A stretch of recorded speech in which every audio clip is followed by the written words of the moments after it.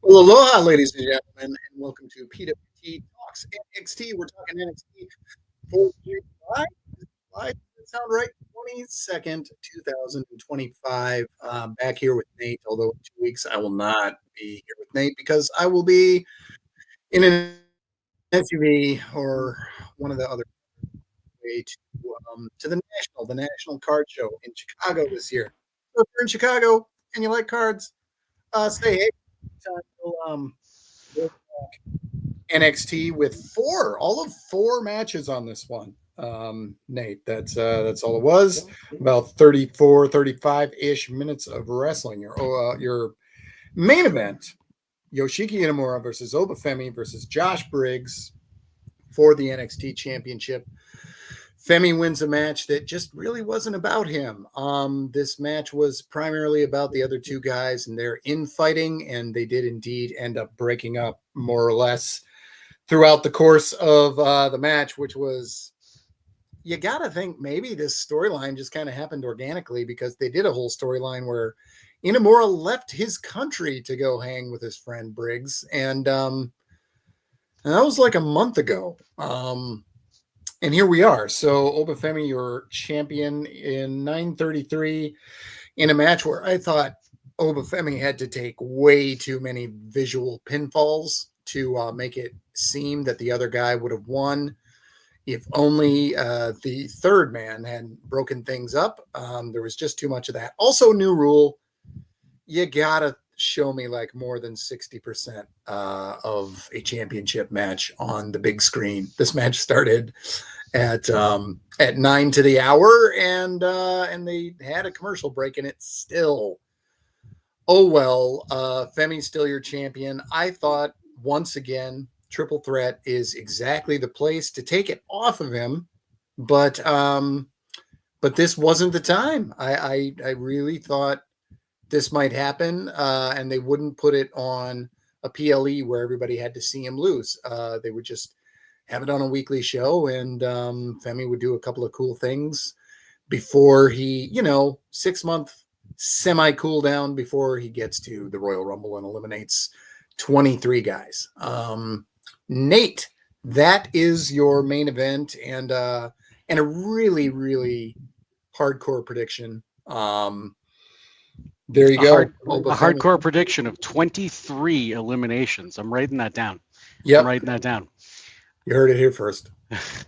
No, so there's a couple things with this match that I was a little on. I mean, it was an okay match. One of the things that I was a little on was what you said. Obafemi he looked a little weak, taking a little bit more offense, a couple more, getting pinned. Obviously not successfully, but a few more times than I kind of would expected. Obviously, it was for the story of the match and the story between Briggs and Inamura, but I don't know. I want to see Obafemi presented a lot stronger than that. Plus, one of the other things that I had, Ryan Solario brings up in the chat, if there's no DQs in a triple threat, why would they use a rope break to break up a pin? And also, if it's a no disqualification match and Inamura wants to win with honor, the honorable thing is to just, play within the rules. Why didn't he want to use the chair on Femi when Briggs put the chair on top of Femi and he was going to jump off the top rope, he being Inamura, jump off the top rope, double team on the champion, use the chair. It's part of the rule. I understand you want to do the honorable thing and win, within the confines of the rules, I guess, but it's no disqualification.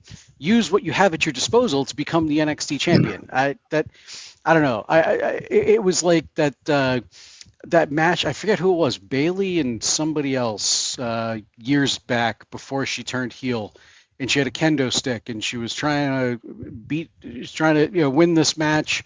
She's got a kendo stick, doesn't want to attack with it, and ends up losing the match because she didn't capitalize on it. We thought it was stupid back then. I thought it was stupid tonight, but that's okay. So yeah, I'm okay. I'm okay with this. I didn't think there was really a chance of Femi even losing this match tonight. That didn't even cross my mind.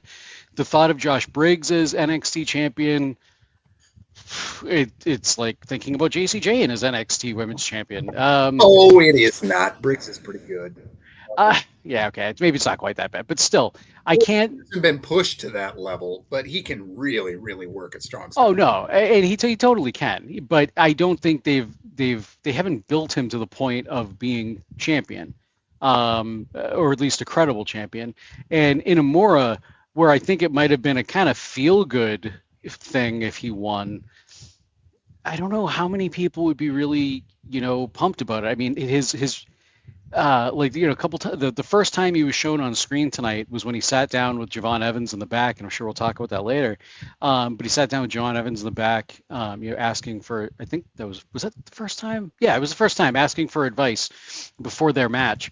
And there was no crowd reaction from. I mean, you could hear the crowd. There was a little bit of a pop, but like nothing. And the same thing during his entrance tonight. Is like not much of a reaction. I think people like him, but I don't think people see him as a main event level contender.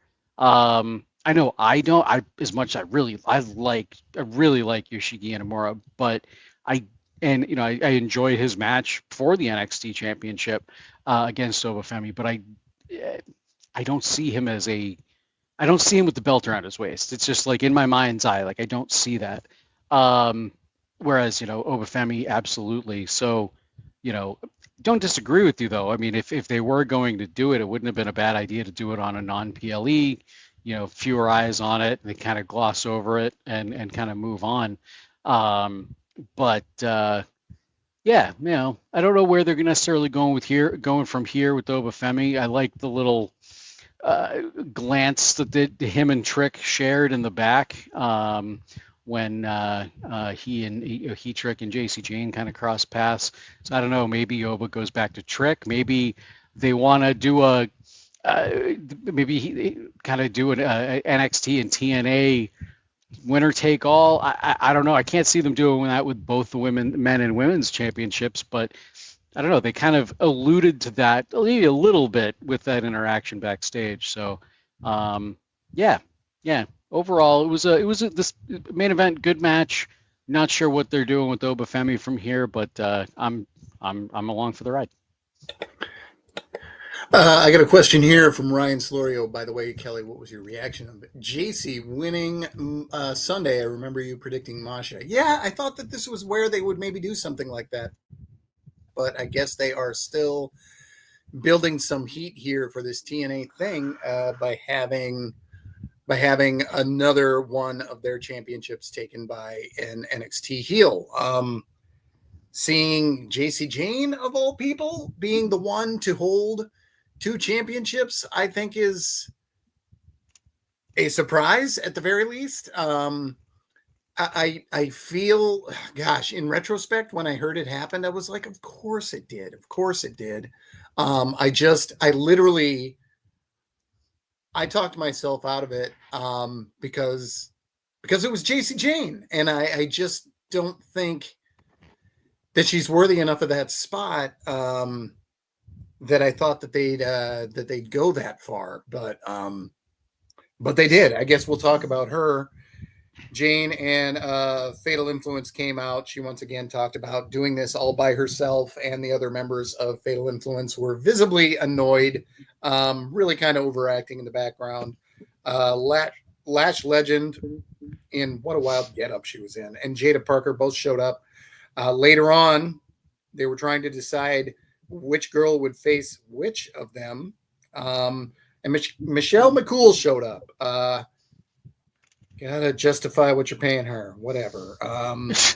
So I never thought she was that good, and now she's on TV again. Anyway, she told Fatal Influence that Jasmine should face Jada Parker, and Fallon should face Lash, and both women were able to put this in terms of why this was the right decision, kind of selling themselves. So none of the three really like each other, I guess, is what we're supposed to take from this. And I think the visual with JC walking between Oba and Trick is supposed to legitimize her. Like, hey, she's a champ too. Just trust us. She's that good. Yeah, somebody is very, very committed to her after 3-4 years of nobody being overly committed to her. I still don't get the choice, but I like that they're going for different things, and I like that JC seems to be giving it her all. And I might end up being the last one to admit it if she gets really good, because I'm used to not saying so, but I hope she gets there. I really do. I want to see her justify all this faith they have in her, Nate. I agree. I mean, I haven't been, I guess I probably haven't been overly kind to JC Jane on this podcast over the years, but I got to admit, I feel like she's carrying herself as champion rather well. I actually ordered Slammiversary. I watched it in its entirety. I think I missed the first match on the pre-show, but other than that, I watched it in its entirety. And her match against Masha was really good. I've seen a handful of Masha matches. They were all in NXT. I think the two times that she's in the ring in NXT. But I mean, it was a really good match. I really didn't know who to brute for, who to pull for. Like I wasn't sure who's necessarily going to win. Back and forth, and kind of towards the end, I was like, I think JC's going to get this, and I wasn't like, I don't know. There was a couple reasons that I wanted to see Masha end up getting the win. A, because I thought she might deserve it a little bit more, but also I didn't want to see. Let me rephrase that. I didn't want there to be this maybe a false narrative that goes around, in the internet. Of how WWE and TNA, they've got this partnership, and WWE is clearly making themselves look better because now all WWE wrestlers hold their titles, their world championships. But I think the story that they're going to tell here is eventually TNA is going to overcome and obviously take their titles back, and TNA is going to wind up looking, better in the long run. Yeah, in terms of tonight. I'm curious to see where they go with Fatal Influence. We've kind of seen shades of them wanting to break up for a while, like a little dissension in the ranks here. I'm thinking it's happening sooner rather than later. If not, then I think it'll if it doesn't happen like within the next few weeks, I don't think it's going to happen until the night she loses her title, whenever that might be, or at least one of the titles. Maybe she loses them both in one triple threat match or something like that, and it'll probably be due to Fatal Influence costing her the titles, and then they break up from there or something. Fallon Henley, I feel like, is the biggest.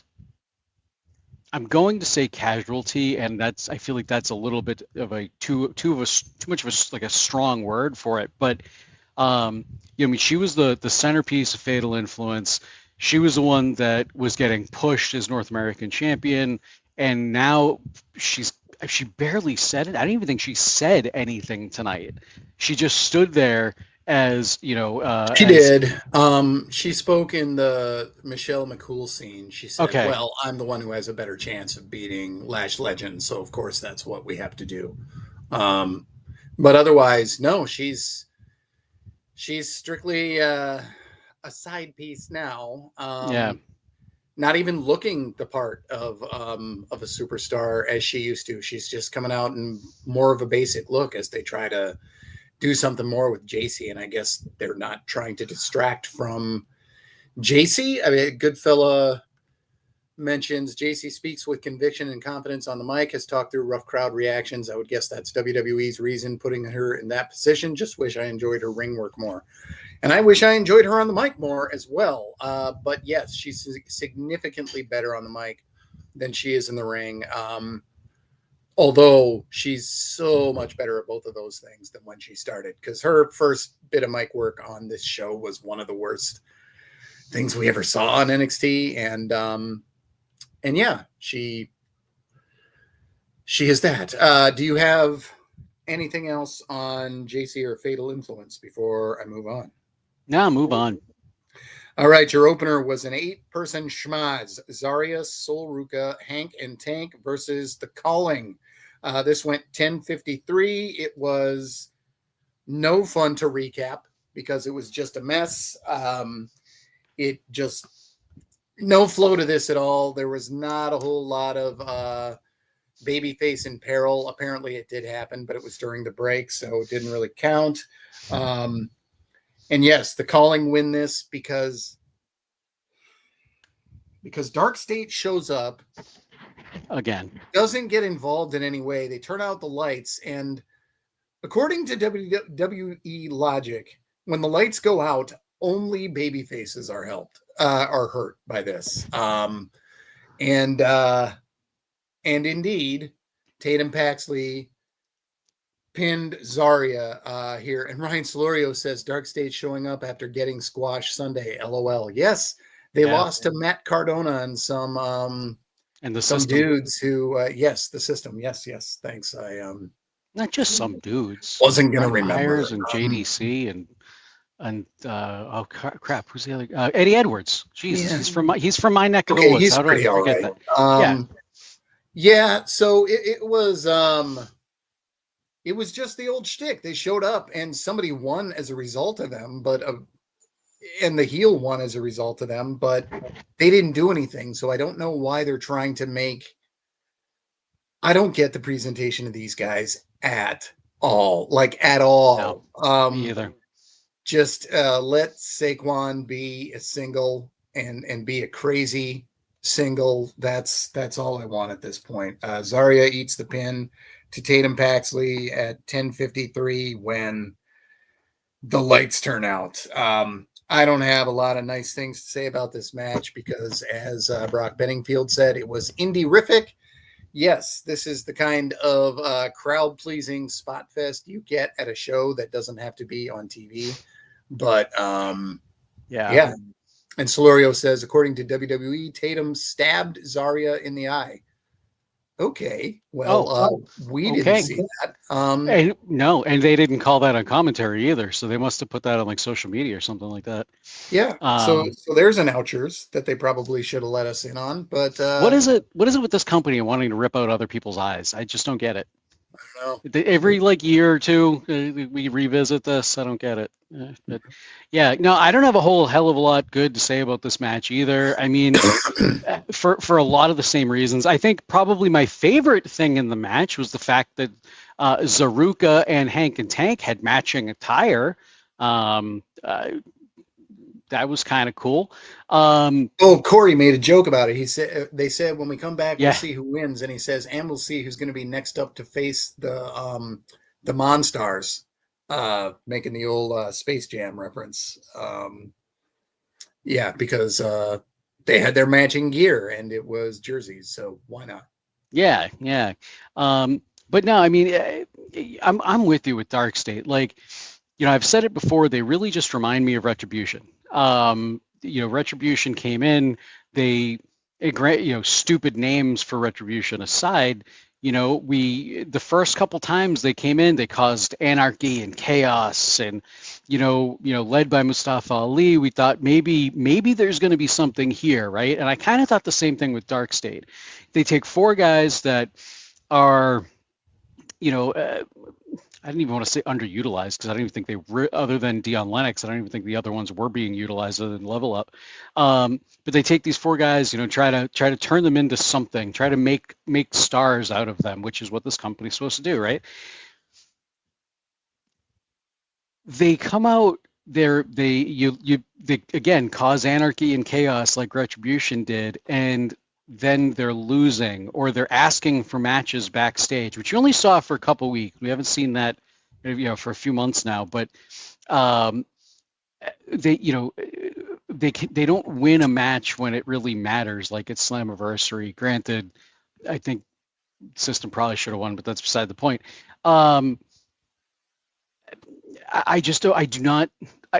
I basically echo exactly what you said. I do not understand the presentation of Dark State. I think it's a good idea to try and take four guys and elevate them. But if you're not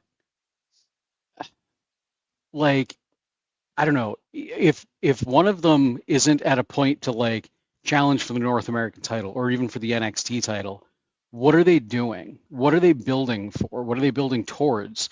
And we haven't got an answer with that at all in the last couple months, 3 or 4 months of Dark State. They say they want to make an impact and cause chaos and whatnot.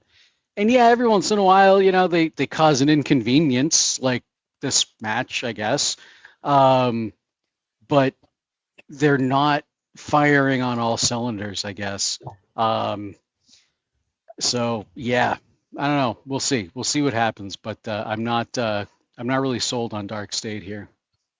Ryan Slorio in the chat says Dion Lennox was better as a buff nerd reading in the back. And Goodfellas says, I was more interested in that character. Yeah, because at least it was a character. We don't know. I mean, their goals can't just be causing chaos. Like, what do these guys do 6 hours, 6 days, 23 hours a week? When they're not doing that, I just don't. I don't know. I don't know how to buy into any of these characters. Brock says, I know none of their individual names. We don't know who they are or why we should boo them. Yeah. They kind of did a thing with the family. If you remember that back when the family was all together. And no family on the show this week, huh? But they kind of did that with the family sitting down and doing like exposition theater where they told us about the four guys and what they were all about. And then they kind of did a scene where they each put each other over, but we're not seeing any of them in a singles context. We're just seeing 6-man matches with one of the guys outside the ring. I know Saquon Sugars is kind of playing crazy. Cutler James is not really playing anything because he doesn't know how. Osiris Griffin. Oh man, am I going to nail all four names? And Yeah, Dion Lennox. Yeah, I was going to say you got the three tough ones. Dion was the last one, so yeah. Osiris Griffin was the one that took me the longest to remember, even though I think Osiris is a pretty cool name. Yeah, it's. No, I mean I'm in the same boat. Like I remember Dion Lennox, and I have to look up the others' names every single time. And I don't think it helps that none of them have really had singles matches or commentary hasn't really done a lot of talking about them, on an individual level, other than maybe Dion Lennox. The other thing that I don't think helps is the fact that all the names, I don't know, I feel like the names they're not catchy. Like maybe Saquon Sugars, maybe, but still, none of them stick with me. Even for a bad reason, like Braun Breaker. It's just such a bad name, such a terrible name. But I think it partly works because it's so bad. All of these names, I feel like we're just they put their real name into a wrestling name generator and hit what's my wrestling name, and it spit these names out. That's kind of how I feel about them. I just don't feel like they're names that really resonate with people, which doesn't allow people to remember them individually, let alone as a faction. Wrestling names are hard. I feel like they seem dumber when there's a whole bunch of new ones at the same time, because it's so much tougher to try to get 10 of them into your brain than it is just one. Jumping into something like Evolve when all the wrestlers are just not even names I've seen on the page because they're all like 19, 22-year-old kids. So like trying to get all those known at the same time is tough. I mean, to the point where I saw somebody like they went at 3 names, like 3 guys that were in a group, and they said, "Oh, the NXT name generator is in full effect now." And somebody was like, dude, all three of those guys go by their real names.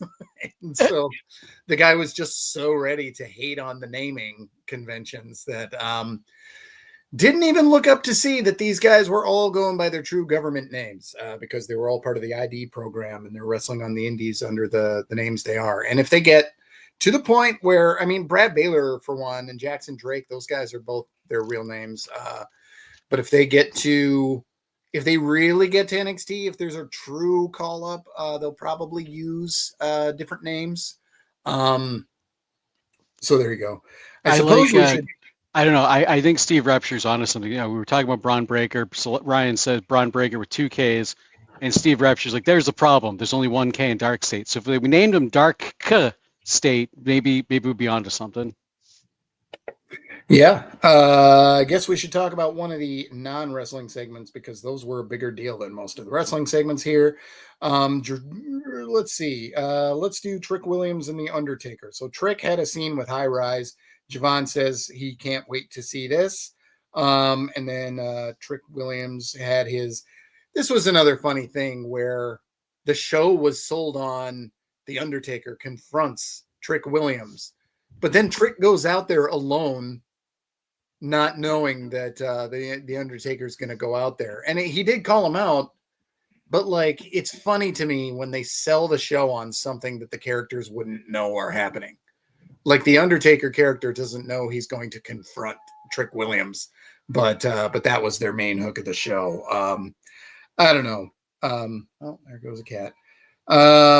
Yes. So Taker choke slams Trick Williams, who really oversells it with his look, kind of off of the camera. Yeah, I don't know if these guys are going to go at it, but I hope not, because Taker pretty rough the last couple times he saw him, which were not recent. I don't think we are, but I think this was no. Taker's done. Taker's done. He's not going for another match. Especially he just had surgery. I forget what he had. It wasn't that long ago. Might have been his knees. It was either his knees or his hips. I think it was knees. But yeah, he's not coming back. I don't think. I mean, I don't know. There's part of me that obviously wants to see one more Taker match, but I know it's not going to be the Taker match that I want to see. I don't know. This segment was okay. To me, I didn't get the same thing that you did, where they kind of build the night, they promote the night with Undertaker and Trick, and then neither one of them knew, because backstage earlier in the night, Trick was talking with High Rise, and talking about how he knows he's going to go out and confront Undertaker. He's going to do it by himself. Obviously, we didn't see Undertaker before he actually comes out, but I don't know. I feel like it was Taker obviously called him out last week on Twitter, so I feel like they were both there. It all kind of worked, but the segment itself was fine. Anytime you get a legend like The Undertaker in the ring, it's going to be a big deal. And I feel like this still was a big deal. It wasn't huge, but still a big deal nonetheless. He being The Undertaker kind of put Trick over pretty good. And I think at the end, he choke slamming him. Taker's got to choke slam somebody. People want to see that. I think you might have some people online being like, oh God, Taker's burying the TNA champion. It's WWE burying TNA yet again or something. Because I am starting to see some of that chatter online with the TNA WWE partnership. But I think it all works. I think it's obviously it's promotion for LFG. I think instead of The Undertaker versus Trick Williams, maybe The Undertaker, it's still going to be maybe it is still The Undertaker versus Trick Williams, except The Undertaker brings his students out from LFG to take out Trick Williams or something like that. Maybe something maybe not quite like that gauntlet match we saw with the Vanity Project and Ricky Starks, Ricky Saints. But maybe something akin to that, or something along those lines. I don't know, but regardless, Ryan in the chat said it. I never thought I would be able to say that The Undertaker chokeslammed the TNA champion, and tonight it happened. So And it's not on Raw, it's not on SmackDown, and it's not on TNA. yeah, So, you're absolutely you're right. In an NXT ring. yep.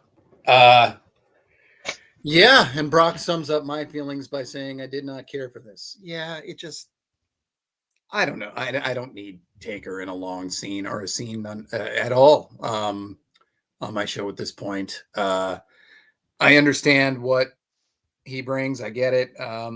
As far as people saying that TNA is being buried like by any part of this, no. TNA is gaining so much from this, so Oh much yeah. from this, and believe me, they know it. They, I'm sure, for some of the talent, it's no fun that the championships have to be held by outsiders, but hopefully, most of them understand. TNA is not like something that has. They're not about to challenge like on some major scale. They've been a distant number three for a long, long time. Um, I think that anything they're getting out of this is beneficial for them. Okay. The other one was Ethan Page really laying it on thick and unveiling a Maple Leaf uh, belt for the North American Championship because Canada is in North America. He said a lot of true things, like people are healthier and the air is healthier in Canada. Those are both true. So, but he got booed. And then Santino Marella, of all people, went out to protect the sanctity of a title that he was never near. Very weird. I feel like Ethan did really well here, and part of the way you know that is because they muted the crowd like 30 times. They muted so much of this. So you know he was getting the crowd riled up. So good job there. But yeah, next week he's defending that championship against Santino. And never say never, but I don't think that Santino God, is I'd love to see it. I would yeah. love to see it. Yeah. I hope they don't do that, but it would be really funny if they did. So whatever. Ego's great. He's just he's so good in these scenes, and so that really carried this. Even though this was a throwback in like on paper, this is just a disaster, but it worked because of him. And yeah, he'll defend the championship against Santino, and he ran away from the Cobra. So I guess the Cobra is still a badass thing. So on the strangest piece of business we saw, Ethan Page, Santino Marella, although honestly, I'm looking show top to bottom. It might have been my favorite thing on the show. It certainly ranked up there for me. I mean, when like I already liked the segment. Ethan Page, I thought he was like cranking on all cylinders. He reveals the title, on that just not that I'm calling Canada's flag hideous, but it's a hideous strap. Plus, it is personally my favorite title design that with the maroon strap. So to see the maroon strap go away was a little bit, but whatever. I think he played it great, even down to the championship. Like the championship is so obnoxious, it works with him beautifully. So I really dug everything Ethan Page did, even before Santino comes out. Santino comes out, I popped huge. The fact that he's going to face, he's challenging for the North American title. I just think this is great. I really do. Again, I don't think there's a chance in hell Santino's going to actually walk away with the belt, but especially now that we have both TNA championships are held by WWE wrestlers. I don't know. I feel like if they did it again and had a TNA wrestler held a WWE title, it just feels like too much. And maybe not. I don't know, but it just feels like now this is a moment that we'd been kind of talking about for so long. Was the first time that a wrestler is going to hold another promotion's title, and now for them to do it 3 times in a short period, I feel like it's too much. Plus, it's Santino, older, like an older talent, more of a legacy talent. I don't see it happening, but I still think it's going to be a fantastic match. Even if it's not fantastic in the wrestling sense, you know it's going to be a comedic match. And that's not to say either one of them can't go. They certainly can. Santino can still go, even, this many years later. I don't know. I'm looking forward to this. I think this is a good piece of business. There was one other thing that I was going to say, and I don't remember what it was. Um, I don't know. It was mostly just a joke on something you said earlier, and I don't remember what it was. So we'll just move on. Page is more than able to hold up his end of things in a heel context against a comedy wrestler. I know this because that's the first time I ever saw him. I saw him at First Wrestling, which is not like a regular. It's an indie series of shows that happens at First Ave, which is the place where Prince plays on Purple Rain. I feel like I've told this story recently, but I'm telling it to you now. And Ethan Page faced Colt Cabana on that night, and Colt, of course, is very silly, and they had a very fun match that Page ended up winning. Yeah, lots of people on that show that night were picked up by either WWE or AEW very shortly after. First Wrestling is run by Eric Cannon, and he just kind of has a pipeline. He's a Minnesota guy, but he's got a pipeline to a lot of talent. And although he's never really gotten his break, he's had a few matches on AEW. But you know what? I'm well off the rails. But when I go down the rabbit hole of that First Wrestling show I saw, I always end up down there because it's very cool. Okay, so Ren Sinclair got pumped up by the members of No Quarter Catch Crew, but also their former member, Miles Bourne. And so she was going to have a match with Blake Monroe, and Blake Monroe beat her in 255. And QCC had a scene later with Bubba Ray Dudley, who really chewed the scenery, made big threats to Charlie Dempsey as if he isn't some aging kind of has been. Whatever, Bubba Ray, you know what? Whatever. And what else happened here? Oh, yes. And then Miles Bourne had his little pair off with Lexus King and Bourne said, "You're not blind or deaf, but everybody around here wishes you were mute." So at least they're doing something with Miles Bourne in the ashes of his championship match. But on all the NQCC business, including Blake Monroe's first match on this brand. Yes, Monica Monroe's very first match on the brand. God, Booker T. He sounded like an Alzheimer's patient earlier in the night or something like that. And they kept telling him on commentary, her name's not Monica. And he's like, "I'm sorry, Monica." And it was hilarious. Anyway, yeah, I mean, I think I don't think anybody thought Ren Sinclair had a chance in hell to win tonight, considering this was Blake Monroe's first singles match. I think the stuff backstage with the NQCC and Miles Bourne was cool. Kind of to pump her up and kind of put a little bit of focus on her. I know last week, she was like, "It's always about you guys. It's always about you guys. It's my time. It's my time." So it kind of gave her a little bit of that tonight. Yeah, I don't have really much more to say. I mean, she went out, she did her thing. Blake Monroe, obviously the bigger star right now. They're pushing her, big heel. She's going to be in the NXT title scene before you know it. If not, maybe, I don't know. It all depends, I guess, on what they're doing with JC and everything. But so maybe the North American scene. But she'll be in a very prominent title picture very soon. Mark my words. Yeah, that's really all I said. I know, yeah, and Ryan brought it up in the chat. Booker has a wrestler named Monica Monroe in Reality of Wrestling. I know, I get it, but man, Booker, even when he was going to apologize to Blake, he still called her Monica.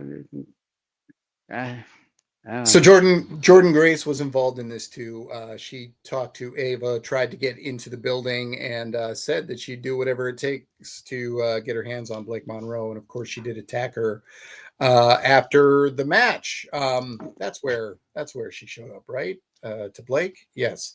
Yes. But she did get DDT'd on something after she threw around a bunch of very tall male security dudes, just bumped like champs for her.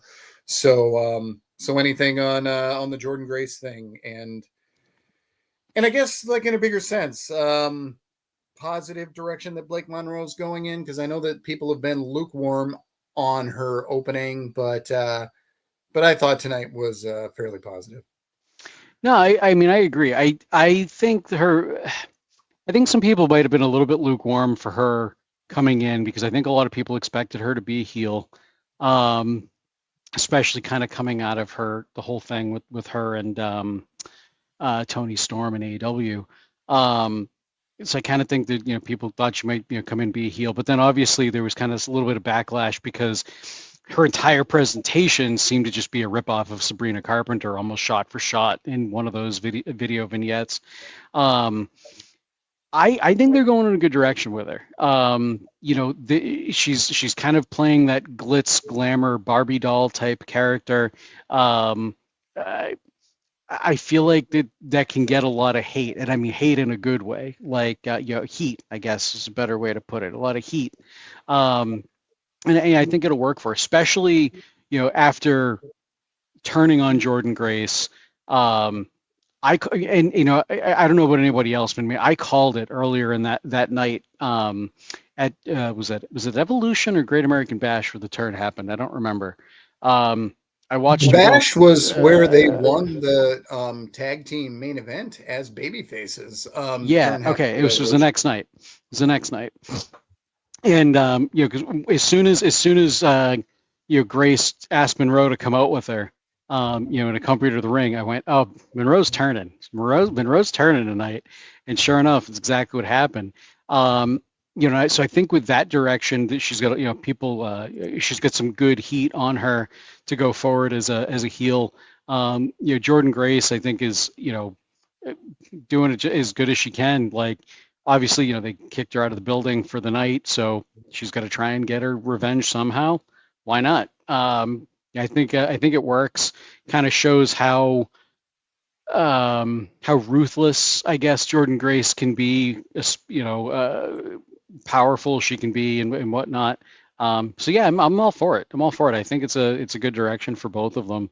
And I think it's a good introduction feud for Blake Monroe. Is Jordan Grace great opponent? She's a popular opponent. I think it's a good way to really introduce her to the NXT audience. Ryan Solorio said on Twitter, Jordan snuck back into the building in a dumpster. LOL. That's great. Yeah, I didn't. I was wondering if we'd find out about that on the show, but yeah, I guess that's what your shoulder content is for. Brock Benningfield says Blake is going to be big. If McMahon were still around, she'd be on the main already. Yes, but how trashy would that be? And would she be ready for the moment? That's I'm with you. She'd be there, but I think that it's better that she's not quite yet. And long term, hopefully that'll be a good thing for her. The one other match is Ricky Saints versus Jasper Troy. I don't think I did that in my recap, but one of the two times on my paper notebook, I did write Starks instead of Saints. So it still does happen. But yeah, Saints was one of many guys who had scenes with Javon Evans as he was trying to write down his next move. Jasper Troy beat Ricky Saints by countout. So there was a gimmicked section of the ramp that I imagine he was supposed to get body slammed through. That's what I'm imagining. And it broke underneath Saints off camera. We heard something be destroyed. The announcers all act like they've heard nothing, which was very silly. And so they had to Luckily, Troy was up for the task and figured out either the ref got in his ear. I feel like we heard too much of the ref to think this, but he realized that he had to do a move there. So he hit a senton on Ricky. Unfortunately, the destruction of the piece was supposed to protect Ricky from losing. And it is only count out, so big deal. But yeah, it would have been better if it had gone off as planned. But what are you gonna do? It was what it was, and when you gimmick certain areas of the floor, things are gonna happen. So Yep. 10 It's minutes, live 49 TV. seconds. Yeah. Yep. They trusted Yeah. Jasper with a lot of minutes. So yeah, Yeah. go ahead. Yeah. No, I mean, overall, I thought this was a good match, obviously, except for, that kind of uh, issue with the with the ramp. Jasper Troy looked badass. I mean, every time he's out there, he looks badass, but he really did here tonight. Really taking it to Ricky Saints. Man, I think I'm going to call him Ricky Starks until the day he quits and goes back to being Ricky Starks again. Um, Jasper, they're pushing Jasper Troy. They're putting him in a position that, I mean, they really must have some trust and faith in him. For as green as he is, he's going out there and he's getting good matches. Obviously, I'm sure the opponents he's had have certainly helped. Obafemi and Ricky and all that. But he looks really good. Obviously, you gotta give some to the man Jasper himself. Um, Ricky Ricky can take a loss. I mean, he's already a big star coming into the company. He can certainly take the loss. Obviously, it's not a pinfall, so it kind of protects him there. In the one thing I do want to mention too, and I meant to start off with this, in the defense of the announce team, where they are usually looking at the monitors during the show, like that. Anytime you hear them in an interview or whatever, they're supposed to be watching the monitors, not actually what's happening in front of them. So between watching the monitors and like the cameraman aren't actually showing it, and the entrance ramp being opposite the ring to them, they probably didn't know what happened until it actually was shown on TV. Um, Maybe they did. I don't know, but I don't know. At least in that context, it doesn't seem Was as silly. thinking of the monitors too, and thinking they probably knew, but they didn't want to mention it until somebody was in their ear, and they were like, "Okay, this is the way we're gonna have to play it." Yeah, something like that. Yeah, So, but I oh think. well. But I mean, for what it was, I mean, like I said a little bit ago, it's live TV. Shit happens. Like, you're gonna have something go wrong, and you've got to be able to call an audible on the fly. Whether Jasper Troy just took it upon himself to be like, okay, I'm gonna do a senton off of the ramp now, or like you said, the ref got in his ear and be like, jump on him, or whatever. I think Jasper Troy did the best that he could with it. It could have. I mean, Ryan, and I think it was Ryan in the chat, somebody was like, that part of the match looked awkward. Yeah, Ryan said that part of the match was awkward. It could have been more awkward. I mean, if Jasper Troy just kind of froze and it panicked and like walked around like, oh, what do I do now? But instead, he, looked like he was trash talking at the ref for a second. They were probably figuring out what to do. And then boom, right off the ramp he goes, crashing down to Ricky Saints. So, I the more I see of Jasper Troy, the more I like. And I think this guy has just the sky's the limit for this guy.